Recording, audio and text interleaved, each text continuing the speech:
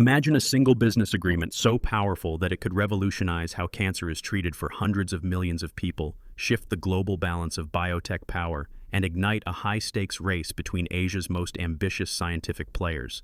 This is not science fiction. It's happening right now.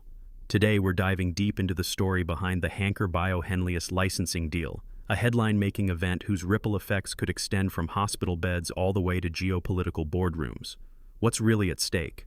Who stands to win or lose as these groundbreaking therapies begin to reach patients? And could this moment mark the dawn of a new era in global biotech competition?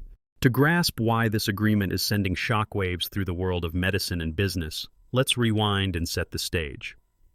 It is early July, the year 2025. In Taipei, the air crackles with anticipation as HanchorBio, a relatively young but rapidly ascending biotechnology company specializing in immuno-oncology, announces a monumental out-licensing deal with Shanghai's Henlius Biotech. The terms are nothing short of staggering. HanchorBio receives an upfront payment of 10 million United States dollars, with the potential for milestone payments soaring to 192 million United States dollars.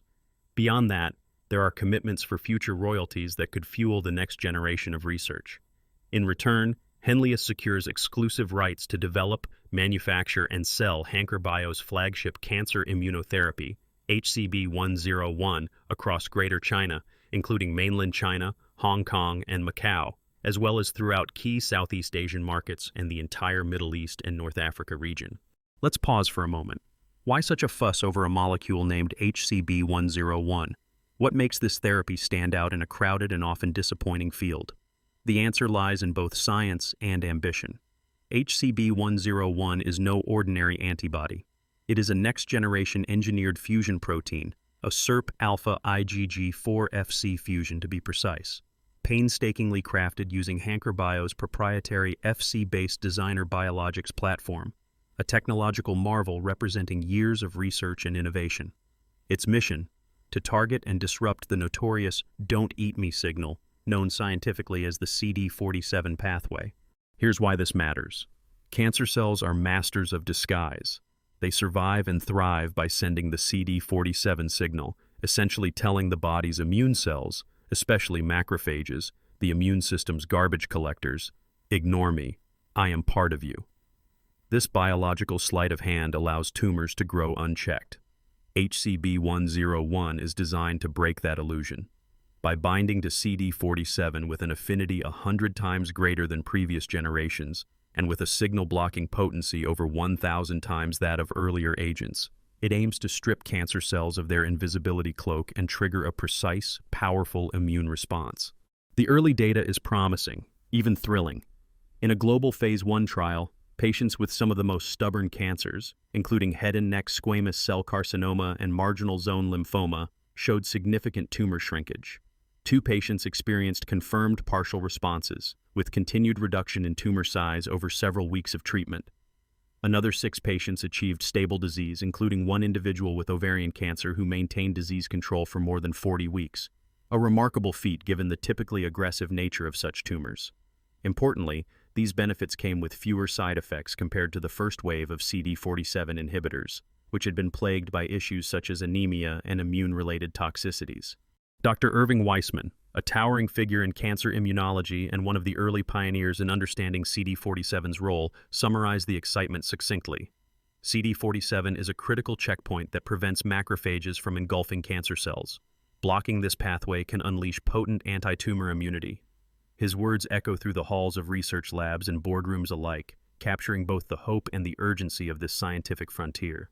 But here's the twist. Success in the CD47 field is far from guaranteed. The very history of these therapies is a cautionary tale. Over the past decade, multiple Western biotechs have tried, and often failed, to turn the promise of CD47 inhibition into reality. Safety scares, lackluster efficacy, and unpredictable side effects have haunted the space. Notable players like Trillium Therapeutics, ALX Oncology, and Innovent Biologics have poured millions into their own molecules, pushing through early setbacks in search of the breakthrough that could change everything. The skepticism from investors and clinicians alike is palpable. Only therapies with truly differentiated safety and real-world results will survive this race. So why do so many companies, including HanchorBio-Henlius, remain so confident? The answer lies in both the market opportunity and advances in technology. The global market for CD47 targeted therapies is projected to skyrocket to $5 billion United States dollars by the year 2030, according to leading industry forecasts. What's more, the demand is not theoretical.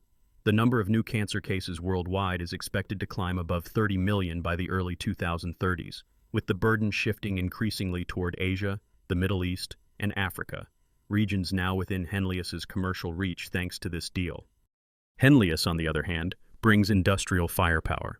Since its founding in the year 2010, Henlius has launched 6 biologic medicines in China, secured approvals in major markets including the United States and European Union, and built an integrated biomanufacturing platform certified by regulators across 3 continents.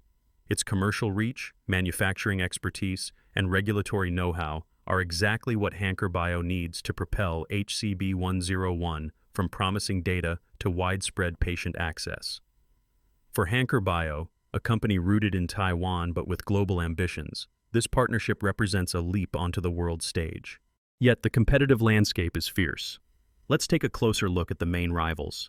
ALX Oncology's evorpacept is under investigation in combination with azacitidine for myelodysplastic syndromes and has shown promising overall response rates in gastric cancer, especially in patients with high HER2 expression. Trillium Therapeutics, acquired by a major U.S. pharmaceutical giant, is developing TTI-622 and TTI-621, SERP alpha fusion proteins engineered as decoy receptors to bind CD47. Innovent Biologics, a rising Chinese star, is pursuing IBI-322, a bispecific antibody targeting both PD-L1 and CD47. Each of these contenders is betting on a different angle, be it improved safety, combination strategies, or superior efficacy, to claim a share of the multi-billion-dollar market that lies ahead. Industry analysts are watching closely. As one expert from Global Data put it, the CD47 race is about differentiation. Without standout safety or efficacy, these drugs risk fading into the background. The message is clear. Clinical data must speak louder than hype. Regulatory agencies, including the U.S. Food and Drug Administration and China's National Medical Products Administration, are demanding robust evidence of benefit and safety before green-lighting any new therapy. The bar is high, and patient lives are on the line. The ripple effects of this deal extend far beyond science. This partnership could be a watershed moment for cross-border innovation in Asia. Historically, Taiwan and mainland China have operated in silos when it comes to high-tech development and pharmaceutical innovation. Political tensions, regulatory differences, and intellectual property disputes have often hindered collaboration. But the HanchorBio-Henlius alliance defies this trend. By joining forces, these companies are sending a message to the world. Asia is ready to lead, not just follow, in the next wave of biomedical innovation.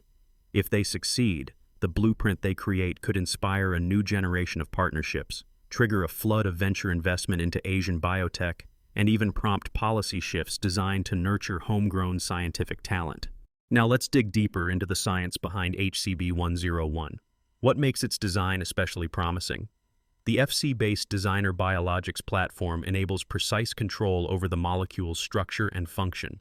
This allows for selective targeting of cancer cells while sparing healthy tissues, a balance that has eluded many earlier therapies. In preclinical studies using over 80 different tumor models, including notoriously difficult cancers like pancreatic and triple-negative breast cancer, HCB-101 consistently demonstrated robust anti-tumor activity. Its pharmacokinetics suggest the potential for less frequent dosing, a convenience that could improve patient adherence and quality of life. Early-phase clinical trials are the crucible in which scientific dreams are tested against reality.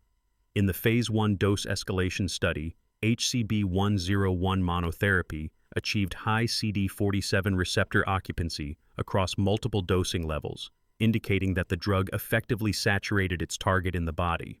This is a crucial milestone, as incomplete receptor occupancy has been linked to suboptimal responses in previous trials of other agents. The safety profile was encouraging.